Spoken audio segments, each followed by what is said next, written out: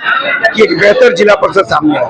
एक सवाल आने वाला था कि कार्यकाल का समय टाइम है वो बहुत कम बचा है, क्या रहेगा किन बिंदुओं पर विशेष तौर हम लोग ट्राई करेंगे कि अपने एक्सपीरियंस से कुछ जिला परिषद को कुछ अलग दें और वो चेंज जनता में दिखे, ये हम जरूर प्रयास करें। आपका लगातार सफर उपाध्यक्ष के लेकर आज वो बदल गया अध्यक्ष के पद में, इसको लेकर कितना आपकी खुशी है?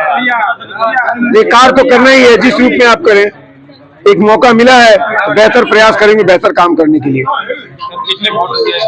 19 वोट हम लोग को मिला, विपक्ष में 12 वोट मिला। कम समय में विकास का क्या रेशियो है वो हम लोग बैठ के डिस्कस कर लेंगे, फिर बहुत कुछ है जिसमें डिस्कस हो सकता है। जो है और जाने वाले बधाई माला पहना रहे हैं, उन लोगों के लिए क्या कुछ संदेश रहेगा? खड़े उतर पाइए। आप अभी देख रहे होंगे जो लोग यहाँ खड़े हैं वो आम जनता है, ये आम जनता की जीत है, ये कोई वीआईपी कल्चर वाला जीत नहीं है।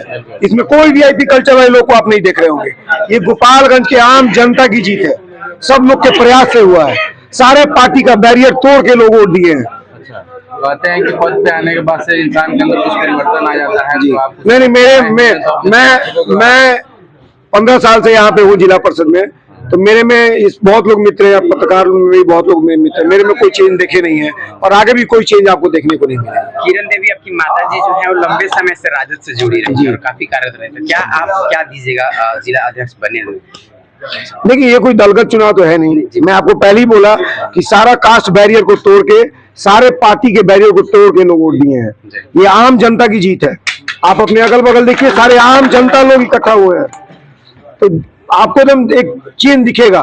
आपकी जीत से काफी जनता लोग खुश भी दिख रहे हैं, बहुत ज्यादा, मतलब ये हमारे मेंबर्स की जीत है, मेरी जीत थोड़ी है, मेरे मेंबर्स की जीत है। धन्यवाद। भैया क्या संदेश देंगे?